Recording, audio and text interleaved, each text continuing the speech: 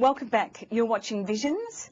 I am Helen Roshkoot, and our guest today is Sandy Noble, a disability worker from Paran Mission. Welcome back, Sandy. So, Sandy, a very, very interesting journey in India, a cathartic life experience for you, sent you on a spiritual experience, your own spiritual journey. And so, we've talked a little bit about why you chose to live like that. And what practical steps did you take?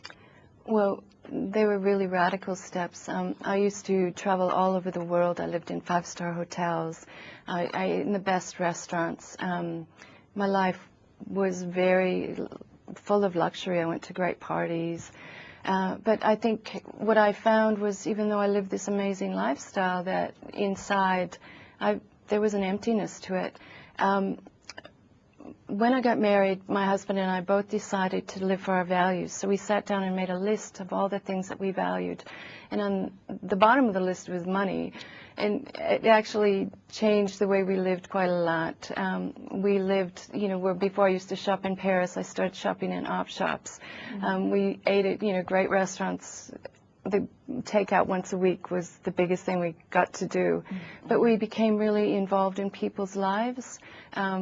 I started working with inner city kids. My ex-husband, he worked with raising funds for homeless people, alternative housing for homeless people. So we really submerged ourselves in the people that we worked with. We didn't live a life that was, we lived one lifestyle and they lived another. We really tried to live our values in that way. That's huge. That's really enormous. Yes, it was huge. Not many people take, I don't mean it that way, but like a down step. Yeah. People listening to you might think, wow, that takes a lot of courage. We became downwardly mobile. Downwardly mobile, I like that. Yeah. Oh, that's really good. So how did this change your work life? Well, I just started doing volunteer work. One of my best friends had gotten AIDS. He was in the fashion world, and he died. It was, I think, about 20 years ago when AIDS was just coming out, and he died with a lot of shame. And at that point, I felt, I don't want another human being to have to do that. And we were living in Washington, D.C. at this time, and Mother Teresa had just opened up a home for homeless men with AIDS. And so I volunteered there. And that was the beginning of a real change in what I was doing. Yeah. Good on you. That's really brave. And so what are you doing now? Well, when we came to when we came to Australia, the first job I had was I worked with drug addicts and prostitutes. Down at the Salvation Army Crisis Center. So I think for 7 years I worked at their center and handed out needles and spent a lot of time talking to people about their life's experience. And it really challenged me to look beyond a person's circumstances and to see what had gone on in their lives that brought them to that point. And I think I spent hours and hours just listening to people's stories. And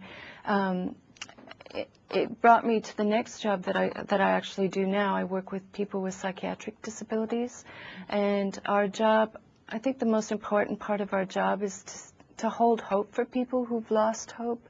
A lot of the people that we work with have been highly skilled and have had, incredible lives, but something in their life has happened to bring them to a point of breaking down and probably in a different way challenging their whole reality. So our job not only is to teach them new skills and help retrain the old skills that they've lost, but I think our biggest job is to hold hope for them and to see them as whole human beings, not to see them as a diagnosis, but to see them as an individual with gifts and strengths, even in that state of being mentally unwell. So at Paran Mission, do you offer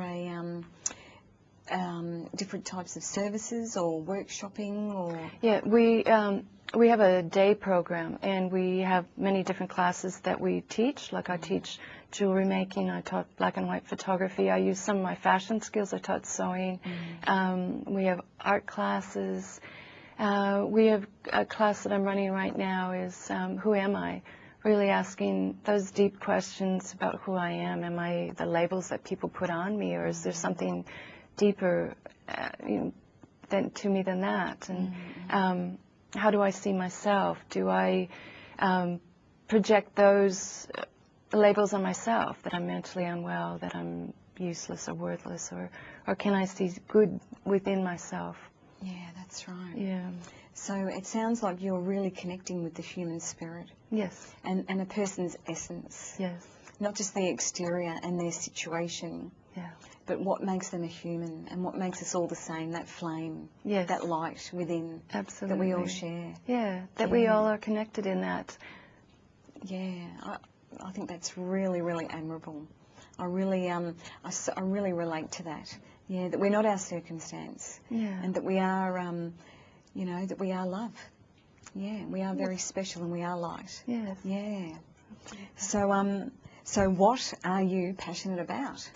Well, one of the projects that I'm passionate about people and about justice and about people having a voice and being seen beyond what they do. When I was in the fashion world, I was valued for what I could do, for what I wore, for what I looked like. And now in the work that I do, I know my value. People see me. My value is the way I connect to people. And one of the groups I run is a group for people who hear voices.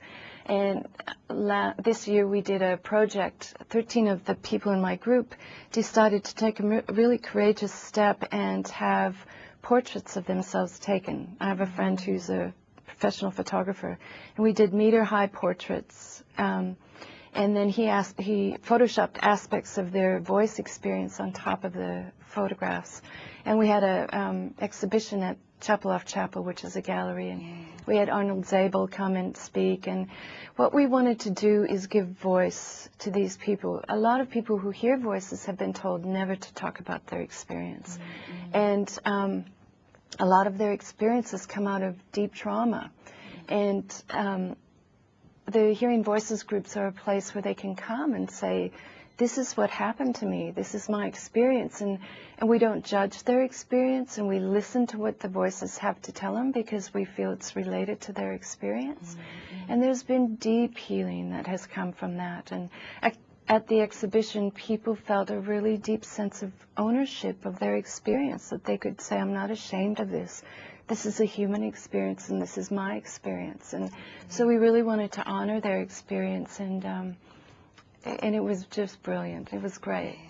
Yeah. Thank you very much. So we need to go to break now. Stay tuned. We'll only be a few minutes.